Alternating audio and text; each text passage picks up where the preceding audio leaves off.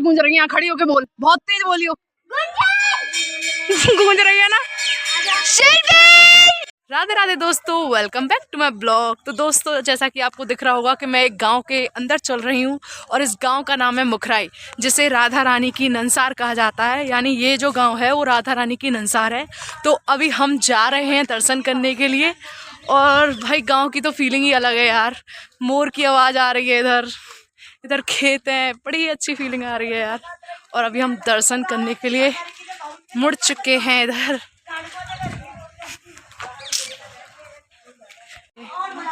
और ये इधर कुंड है, अरे इधर कुंड है। जैसा कि मैं आपको बता रही थी कि ये जो गांव है वो है राधा रानी की नंसार का। तो मैं आपको विद प्रूफ के साथ दिखाती हूँ। श्री राधा रानी की ननिहाल, श्री राधा रानी, श्री मुखरा देवी, नानी माँ कीर्ति देवी। तो इसी मंदिर के दर्शन करने के लिए हम आए हैं।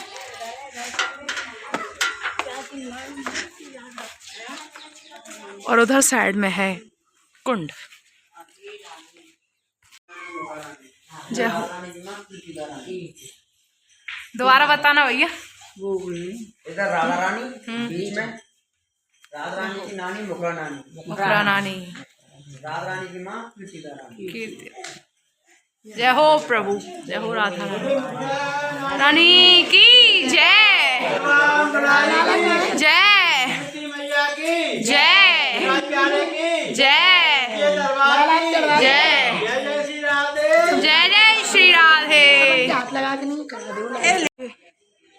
पर्वत के अंदर राधा रानी बनी हुई है, ऑटोमेटिकली वो शेप है। जय हो श्री राधा। कितना ब्यूटीफुल सरोवर है, देखिए इधर पास में है। आपको दिखाई दे रहा हो तो मोर भी दिख रहा है। और ये देखिए बहुत ही सुंदर सरोवर, बहुत ही सुंदर। जैसा कि अभी मैंने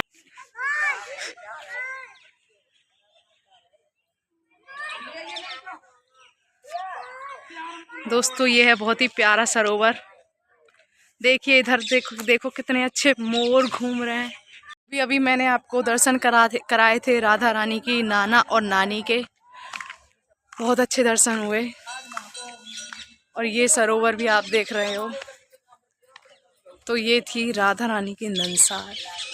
और अभी हमने एक बहुत ही महान संत के दर्शन भी किए थे, जो मुखराई में रहते हैं, श्री माधव बाबा, जो सुबह से शाम तक बस कुटिया में ही रहते हैं। बस अभी इस टाइम निकलते हैं बस 2-3 वॉक करने के लिए, और तभी उनका दर्शन करते हैं सब लोग। तो मैजिक दिखाती हूँ आपको। यहाँ आवाज गूंज रही है, मैं कराने वाली हूँ आपको दूसरे मंदिर के दर्शन, जो भी बहुत ही सुंदर है। श्यामा प्यारी कुंज विहारी श्री हरिदास दुलार। ये भी राधा रानी है सामने वाली। हाँ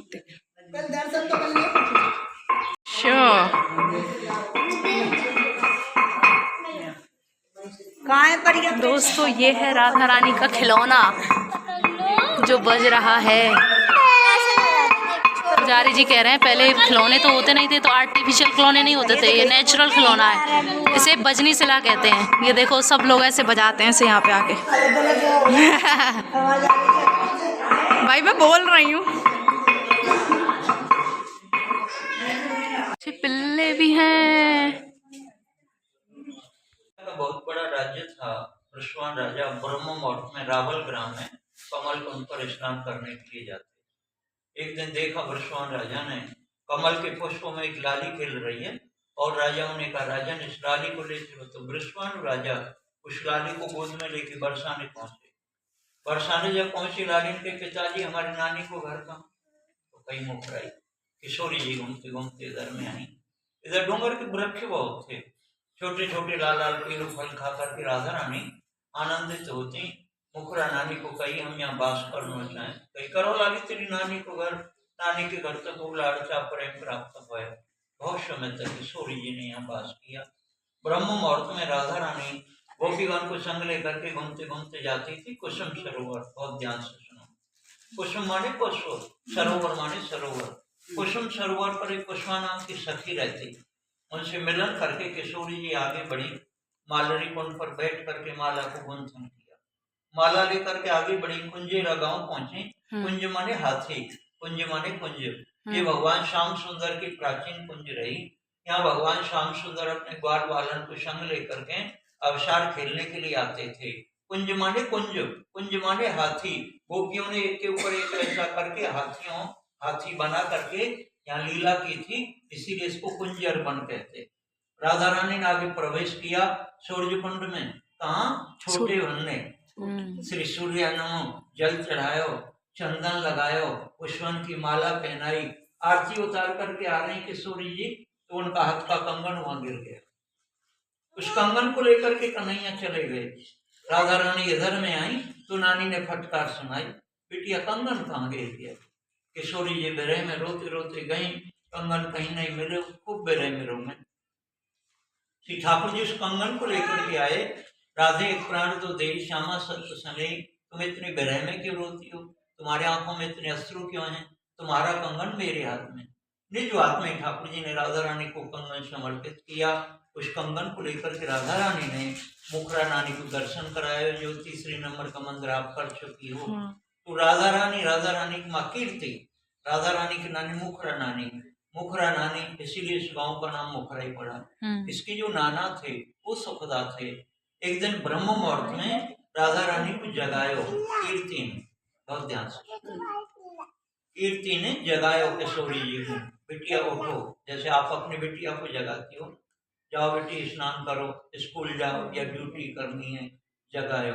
किशोरी जी खूब आंगड़ाई रहे जग में आर्तस्थुरो माँ ने, परंतु माँ तो जगाए जोर लगा के, माँ को तो जगाना ही है। बिटिया जाओ सूर्य नारायण को जल देने के लिए, जगो जगो। किशोरी जी जगी। जैसे किशोरी जी जगी तो उन्होंने कन्हैया के कपड़े पहन रखे। तो माँ तो पूछेगी, बिटिया हमारे ड्रेस में तो 3-4 ड्रेस हैं, तो कहता है तो नई ड्रेस तो अलग दर्शन कर रही हूँ मैंने तो ये ड्रेस देखी नहीं है। तो कही कीर्ति को, कही राधा रानी ने कि माँ तुम्हारी आंखों पर सूर्य नारायण की किरण पड़ रही हैं, इसलिए चकाचौंध हो रहा है। बहुत ध्यान से सुनो, इसलिए चकाचौंध हो रहा है। तो मुखरा नानी वो कीर्ति रानी जब ऐसा करने लगी, दोनों आंखों को ऐसा करने लगी, तो कन्हैया राधा रानी के कपड़े दे गए और अपने कपड़े ले गए। बरसाने में बास करती थी दादी बाबा के यहाँ किशोरी जी बहुत कम, नानी नाना के यहाँ बास करती थी किशोरी जी इधर में, विशेष करके बहुत समय तक यहीं बास किया किशोरी जी ने।